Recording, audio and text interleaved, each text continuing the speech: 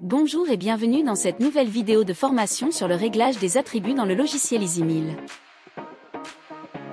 Dans cette vidéo, nous verrons comment modifier les attributs d'un ou plusieurs éléments. Ce que l'on nomme attributs dans EasyMill, ce sont les propriétés de couleur, de style de ligne ou de calque support d'un élément géométrique. Le bouton Réglage des attributs se trouve dans la barre d'outils à droite de l'écran, mais vous pouvez également y accéder via le menu Géométrie, Régler attributs.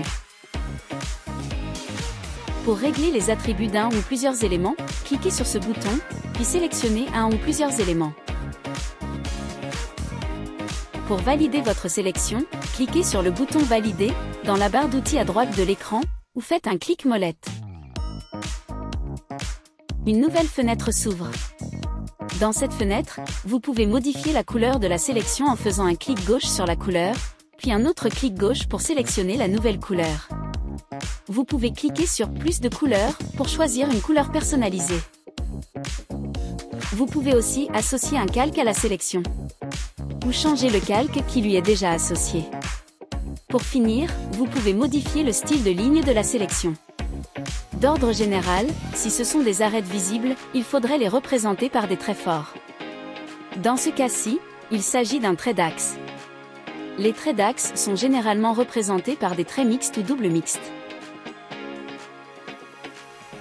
Si vous sélectionnez des arêtes non visibles, il vous est possible de les représenter par des pointillés courts, ou même des pointillés longs.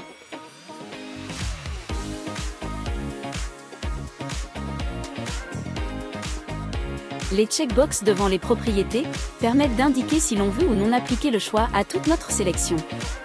En effet, dans notre sélection, il peut y avoir des éléments qui sont dans différents styles de lignes, couleurs ou calques.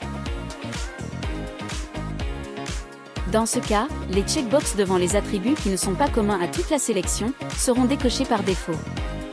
Ici, le style de ligne est décoché car il y a un trait d'axe et deux arêtes visibles, représentés par un trait mixte et deux traits forts.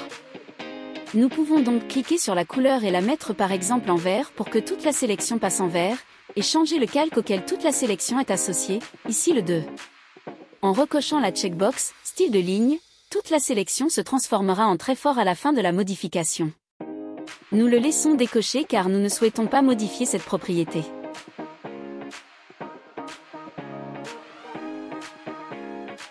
Parlons maintenant des calques. Comme évoqué précédemment, un calque peut être associé à une sélection ou à un élément. Dans EasyMill, un calque est une couche à laquelle peut être associée une couleur par défaut. Ce calque ou cette couche sert à regrouper des éléments qui ont une caractéristique commune qui n'est ni la couleur ni le type de trait. Par exemple, nous pourrions regrouper tous les cercles qui représentent des trous taraudés de diamètre 6 sur un même calque, que l'on nommerait trou M6. Pour accéder au calque, cliquez sur « Calque » en bas à gauche de l'écran. Vous pouvez maintenant voir les différents types de calques. Les calques prédéfinis, non modifiables, et les calques définis par l'utilisateur, que vous pourrez modifier. Pour renommer un calque, cliquez sur son ancien nom, puis entrez un nom que vous validerez avec la touche Entrée de votre clavier, ou avec un autre clic gauche, hors de la zone de texte.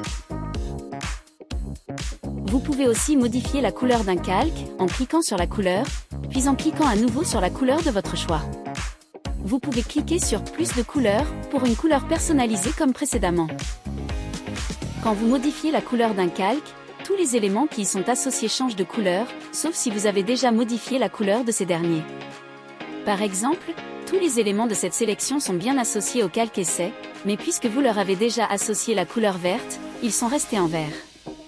Si vous sélectionnez de nouveaux éléments et que vous les associez au calque modifié, leur couleur deviendra automatiquement celle du calque.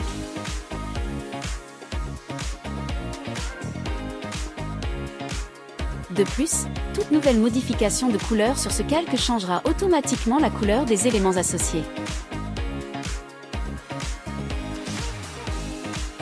Les checkbox devant chaque calque vous permettent d'afficher ou non les éléments associés à celui-ci. Cochez pour afficher les éléments, décochez pour les masquer. Et voilà! Maintenant vous savez tout sur le réglage d'attributs sur EasyMill. Merci d'avoir suivi cette vidéo, et à bientôt pour une prochaine.